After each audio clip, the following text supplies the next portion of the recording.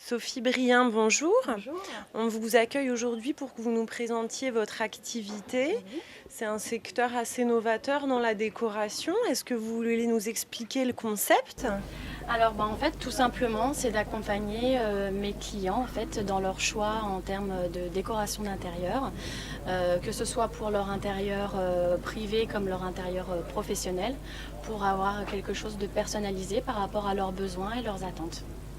Si je me souviens bien, vous travaillez vraiment sur la correspondance aussi des valeurs professionnelles qu'ils veulent dégager et qui sont les leurs, et chercher à leur proposer un espace qui renvoie vraiment ces valeurs. Ouais, ces valeurs et leur image en fait, parce que tout ce qui est personnes en fait, type profession libérale, les médecins, les cardiologues et tout ça, ils font des études, ils ont une image vraiment assise en tant que professionnels et vraiment spécialistes.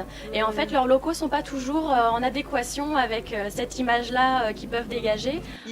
On peut trouver, et moi j'ai en mémoire des salles d'attente un peu délabrées, et effectivement ça inspire pas forcément confiance si on projette ça sur l'image du professionnel. Oui, exactement. En fait, on se dit, si la salle d'attente est dans cet état-là, peut-être que ces outils sont aussi archaïques, etc. Donc, bon, ça peut aussi jouer sur l'image et voilà, sur les valeurs de la personne qui les reçoit. Donc, voilà, moi, j'essaye de présenter un peu mes services en accentuant vraiment quelque chose de personnalisé par rapport à l'image qu'ils veulent dégager ou qu'ils dégagent déjà, et pour que ce soit vraiment une cohérence entre leurs locaux et leur image. Oui, on parle des médecins, il y a aussi cette idée que c'est un lieu de soins, donc on a envie d'être coucouné, d'être Voilà. bien dans un espace d'attente. Voilà, exactement. Être accueilli dans des locaux sains, voilà, puis adaptés aussi, c'est aussi très important pour les patients et les clients. Et donc c'est pas seulement des salles d'attente comme espace professionnel, ça peut être tout lieu dans lequel les publics viennent. Oui, oui, oui, ça peut aussi être des halls d'accueil, par exemple, pour les sociétés, voilà, même dans l'industrie, voilà, qui reçoivent parfois leurs clients, toujours dans cette optique d'avoir l'image de leurs locaux adaptée voilà, à leur image à eux, ou à l'image qu'ils véhiculent directement de leur société. Voilà, toujours imbriquer tout ça pour qu'il y ait une vraie cohérence. Est-ce que vous pourriez nous dire sur quoi vous travaillez en ce moment? Alors actuellement, je suis sur un aménagement en fait de société en fait qui fait de la domiciliation. C'est un centre d'affaires et ils veulent en fait avoir un accueil et par exemple remettre du courrier en main propre aux entrepreneurs et en même temps créer du lien. Donc voilà, c'est tout ça qu'il faut lier, qu'il faut aussi adapter en fonction des normes et des règles qui existent pour avoir quelque chose de sympa qui correspond aussi au patron en fait de cette société et qui correspond également à ses attentes et à ses besoins. C'est un cahier des charges assez pluridisciplinaire finalement, puisqu'il y a quelque chose autour de l'ergonomie, autour de la fonction de ce lieu et autour des attentes et des gens qui l'utilisent et des gens qui le proposent. Oui, oui, exactement. Et en fait, c'est pas forcément compliqué à faire, mais il faut y penser en fait et faire en sorte que tout ça s'harmonise, parce qu'il peut y avoir des normes et des règles qui peuvent être un petit peu lourdes.